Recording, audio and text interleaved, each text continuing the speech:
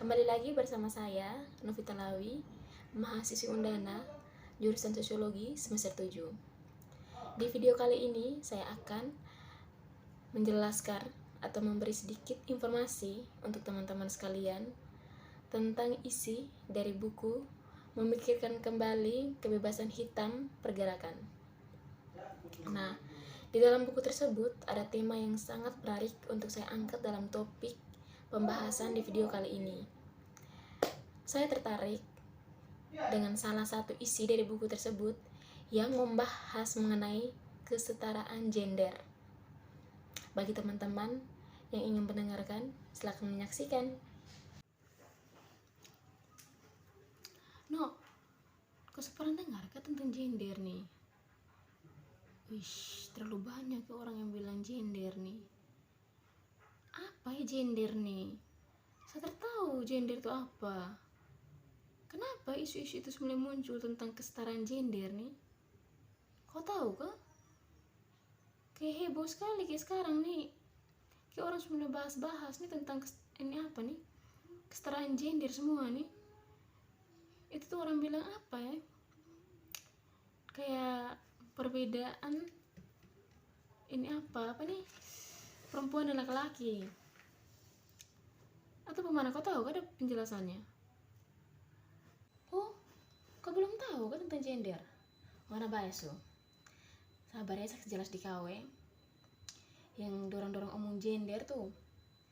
Gender tuh sebenarnya tuh perbedaan jenis kelamin berdasarkan budaya, di mana laki-laki dan perempuan dibedakan sesuai dengan perannya masing-masing yang dikonstruksikan oleh kultur setempat yang berkaitan dengan peran, sifat, kedudukan, dan posisi dalam masyarakat tersebut.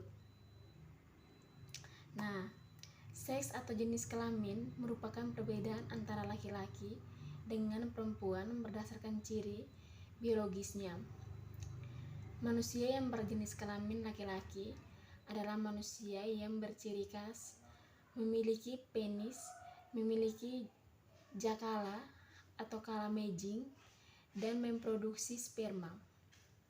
Itu perbedaannya tuh. Terus, perempuan memiliki alat reproduksi seperti rahim dan saluran untuk melahirkan, memproduksi telur, memiliki vagina, dan memiliki alat menyusui.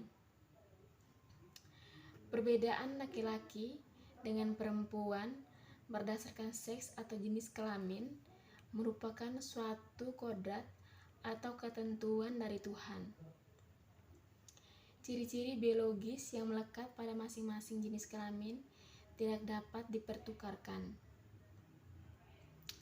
Alat-alat yang dimiliki laki-laki maupun perempuan tidak akan pernah berubah atau bersifat permanen.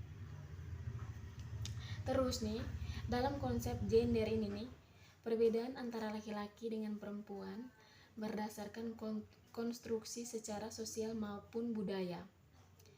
Perilaku yang menjadi identitas laki-laki maupun perempuan dibentuk melalui proses sosial dan budaya yang telah diperkenalkan sejak lahir. Ketika terlahir bayi laki-laki, maka orang tua akan mengecat kamar bayi dengan warna biru, dihiasi dengan gambar mobil-mobilan dan pesawat, serta memberikannya mainan seperti bola, robot-robotan, dan Tamiya. Apabila lahirnya bayi perempuan, maka orang tua akan mengecat kamar bayinya dengan warna merah jambu, warna pink, pokoknya yang berbaur dengan ini perempuan-perempuan punya lah, semuanya. Dan menyiapkan boneka-boneka lucu untuk sebenarnya tuh perbedaan gender ini tidak akan menjadi masalah selama tidak melahirkan ketidakadilan gender tuh. Namun, yang menjadi persoalan tuh, perbedaan gender telah melahirkan berbagai ketidakadilan, baik bagi kaum laki-laki, terutama terhadap kaum perempuan. Ketidaksetaraan gender juga disebabkan oleh adanya sikap bias gender yang didasarkan pengetahuan-pengetahuan masyarakat yang memiliki kecenderungan bersifat tidak adil gender. Kultur sosial budaya yang ada menempatkan perempuan pada kelas kedua, atau perempuan itu dorang taruh.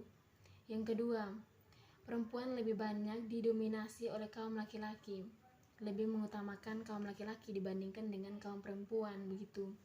Budaya yang hegemoni, patriarki, menempatkan laki-laki sebagai pemimpin dalam keluarga, organisasi, maupun politik, sehingga partisipasi perempuan dalam pengambilan keputusan masih relatif rendah. Kurangnya kesempatan yang dimiliki perempuan untuk ikut serta dalam pengambilan keputusan atau bahkan menjadi pemimpin dari suatu organisasi membuat perempuan lebih memilih bersikap pasif. Yang itu artinya segala mau jadi pemimpin atau mau jadi apa saja, yang utama itu selalu laki-laki. Orang selalu maunya laki-laki yang jadi pemimpin, sedangkan perempuan itu orang anggap remeh, tidak mampu mengatasi semuanya, begitu. Jadi lebih baik dengan apa, pilih laki-laki saja. Kayak perempuan tuh kayak apa ya, tidak ada, kayak orang anggap remeh lah perempuan tuh, bilang perempuan tuh tidak bisa semuanya, begitu.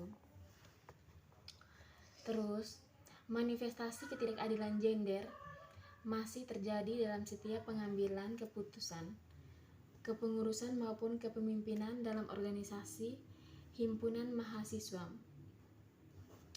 Pengaruh budaya patriarki yang menempatkan perempuan sebagai pengurus dan penanggung jawab dalam pekerjaan domestik membuat perempuan dalam organisasi cenderung ditunjuk sebagai seksi konsumsi, bendahara, sekretaris, dan posisi lainnya yang mengacu pada sektor domestik. Sedangkan kalau laki-laki itu selalu dorang maju di depan, kalau perempuan itu dorang taruh di belakang semua. Pokoknya cari hal-hal yang gampang lah.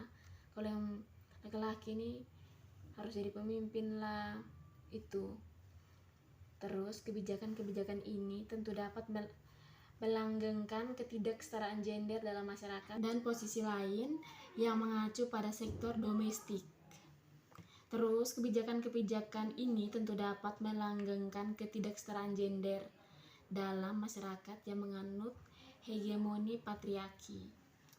Dapur dan garasi memiliki konotasi gender yang kuat.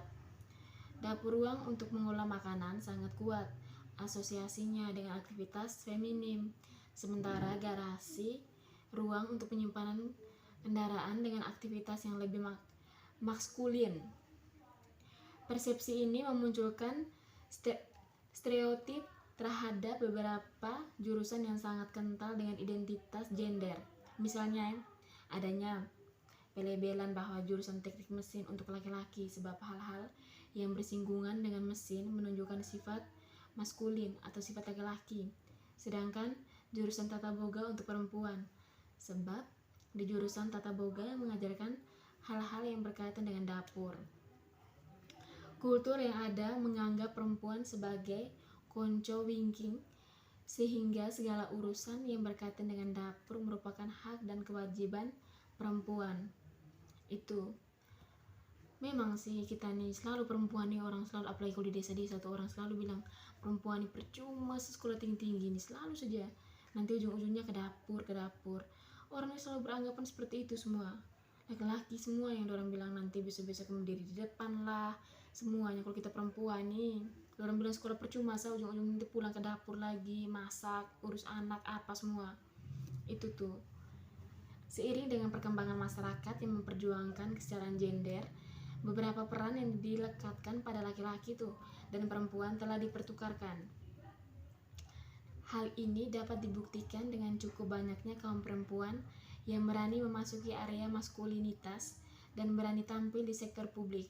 Nah, sekarang nih kau lihat di jurusan mesin nih, wih bahas kau suka sejelasan saya nih tentang itu apa nih gender nih kak, kau tidak nih tertawa apa ini nih. Wih terima kasih bahas. Nanti kapan-kapan kau sharing-sharing lagi kalau kau dapat informasi. Kau sering-sering lagi di saya, Rob.